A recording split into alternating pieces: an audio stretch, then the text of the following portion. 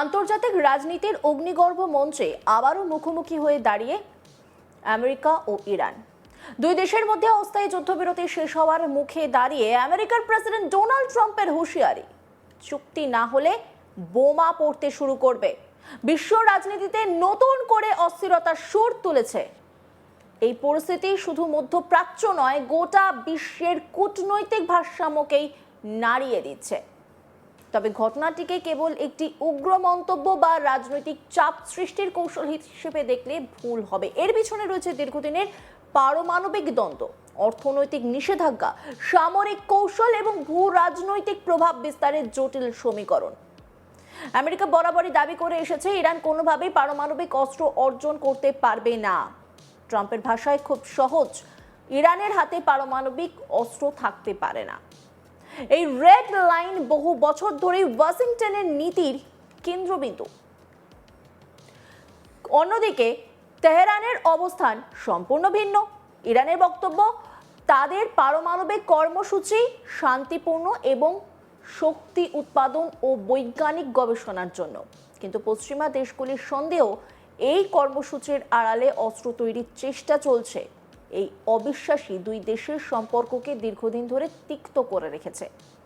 এদিকে আমেরিকার president Donald ট্রাম্পও পরিস্থিতিকে আরো তীব্র করে তুলেছেন। তার বক্তব্যে তিনি এক সাক্ষাৎকারে স্পষ্ট হুঁশিয়ারি দিয়ে বলেন, যদি নির্ধারিত সময়সীমার মধ্যে কোনো অগ্রগতি না হয় তাহলে পরিস্থিতি ভয়াবহ দিকে যেতে পারে।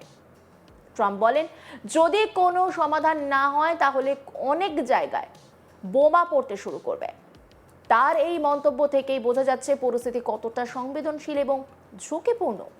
কি বলেছেন ডোনাল্ড ট্রাম্প, শুনবো। Don't have a deal by Wednesday when the ceasefire ends. Will you extend the ceasefire or will you start attacks again? Maybe I won't extend it. Okay. But the blockade is going to remain. But maybe I won't extend it. So you have a blockade, and unfortunately we'll have to start dropping bombs again. Thank you very much, everybody. Thank you. I think it's going to happen. Don't have a deal by Wednesday when the ceasefire ends. Will you extend the ceasefire or will you start attacks again? Maybe I won't extend it. Okay. But the blockade is going to remain. But maybe I won't extend it. So you have a blockade, and unfortunately we'll have to start dropping bombs again. Thank you very much, everybody. Thank you. I think it's going to happen. বর্তমান পরিস্থিতিতে সবচেয়ে গুরুত্বপূর্ণ বিষয় হলো সময়সীমা। 22 এপ্রিলের মধ্যে যুদ্ধবিরতির মেয়াদ শেষ হচ্ছে।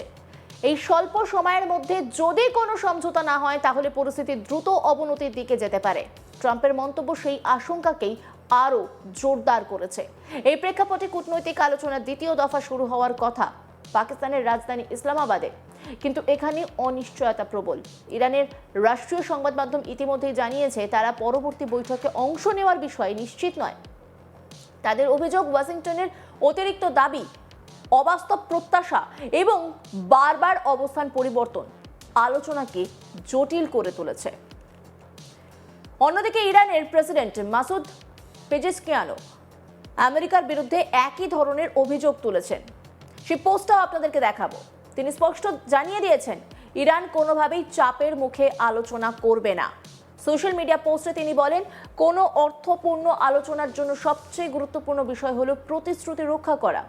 কিন্তু তার অভিযোগ, আমেরিকার সম্প্রতি পরস্পর বিরোধী এবং গঠনমূলক নয় এমন বার্তা দিচ্ছে।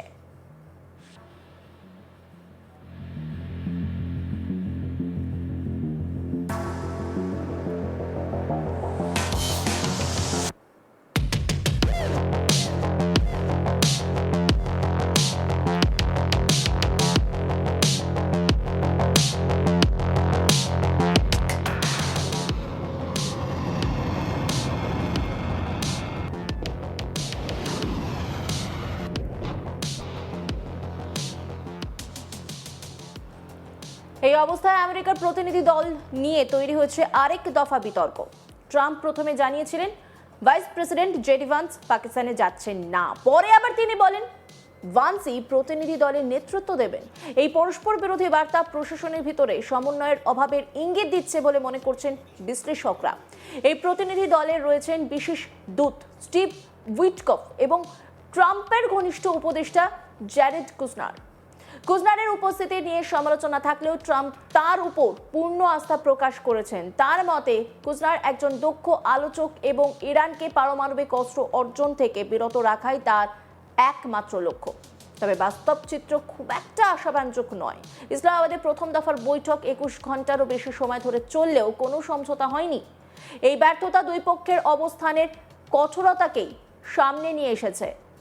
আমেরিকা চায় ইরান তাদের পারমাণবিক কর্মসূচি সম্পূর্ণভাবে বন্ধ করুক, আর ইরান সেই দাবিকে সার্বভৌমত্বের ওপর হস্তক্ষেপ হিসেবে দেখছে। এই সংঘাতের আরেকটি গুরুত্বপূর্ণ দিক হলো হরমুজ প্রণালী। বিশ্বের অন্যতম গুরুত্বপূর্ণ তেল পরিবহন পথ হিসেবে পরিচিত এই অঞ্চলে উত্তেজনা বাড়লে তার প্রভাব পড়বে বৈশ্বিক অর্থনীতিতে। ইতিমধ্যেই সেখানে অস্থিরতা দেখা যাচ্ছে, যা আন্তর্জাতিক বাজারে তেলের দামের ওপর প্রভাব ফেলতে পারে। এই পরিস্থিতিতে পাকিস্তানের ভূমিকা বিশেষভাবে উল্লেখযোগ্য। তারা মধ্যস্থতাকারীর ভূমিকা পালন করার চেষ্টা করছে এবং দুই পক্ষকে আলোচনার টেবিলে ধরে রাখতে চাইছে। তবে এই প্রচেষ্টা কতটা সফল হবে তা নিয়ে সন্দেহ রয়েছে। বিশ্লেষকদের মতে ট্রাম্পের কড়া ভাষা মূলত চাপ সৃষ্টির কৌশল। আন্তর্জাতিক কূটনীতিতে এই ধরনের ম্যাক্সিমাম প্রেশার নীতি নতুন নয়। এর উদ্দেশ্য হলো প্রতিপক্ষকে আলোচনায় ছাড় দিতে বাধ্য করা। কিন্তু এই কৌশল সবসময় সফল হয় না, বরং অনেক সময় তা উল্টো প্রতিক্রিয়া সৃষ্টি করে। ইরানের প্রতিক্রিয়া সেই আশঙ্কাকেই সত্যি করছে। তারা আলোচনায় অনাগ্রহ দেখাচ্ছে এবং নিজেদের অবস্থানে অনড় রয়েছে, ফলে সংঘাতের সম্ভাবনা ক্রমশ বাড়ছে। এই পরিস্থিতির সবচেয়ে বড় ভুক্তভোগী সাধারণ মানুষ। যুদ্ধবিরতির ফলে কিছুটা স্বস্তি এলেও তা সাময়িক। যদি আবার সংঘর্ষ শুরু হয় তাহলে তার মানবিক মূল্য হবে বিপুল। বিশ্ব রাজনীতির বৃহত্তর প্রেক্ষাপটে এই ঘটনাকে দেখলে বোঝা যায় এটি কেবল দুই দেশের দ্বন্দ্ব নয়, এর সঙ্গে জড়িয়ে রয়েছে শক্তির ভারসাম্য, জোট রাজনীতি এবং অর্থনৈতিক স্বার্থ। রাশিয়া, চীন, ইউরোপীয় ইউনিয়ন সবাই এই পরিস্থিতির দিকে নজর রাখছে। সবশেষে প্রশ্ন একটাই, চুক্তি হবে নাকি সংঘর্ষ? আগামী 150 ঘন্টা সেই উত্তর নির্ধারণ করবে। ট্রাম্পের হুঁশিয়ারি বাস্তবের রূপ নেবে নাকি কূটনৈতিক সমাধান বের হবে তা এখনই বলা কঠিন। তবে একটি বিষয় নিশ্চিত, বর্তমান পরিস্থিতি অত্যন্ত স্পর্শকাতর। সামান্য ভুল পদক্ষেপও বড় সংঘাতের রূপ নিতে পারে, আর সেই কারণেই বিশ্বজুড়ে উদ্বেগ বাড়ছে। হয় চুক্তি করো, না হলে ধ্বংস হও। এই বার্তা কেবল রাজনৈতিক স্লোগান নয়, বরং বর্তমান আন্তর্জাতিক বাস্তবতার এক নির্মম প্রতিফলন। এখন দেখার এই বার্তা শেষ পর্যন্ত আলোচনার পথ খুলে দেয় নাকি যুদ্ধের দরজা আরো প্রশস্ত করে।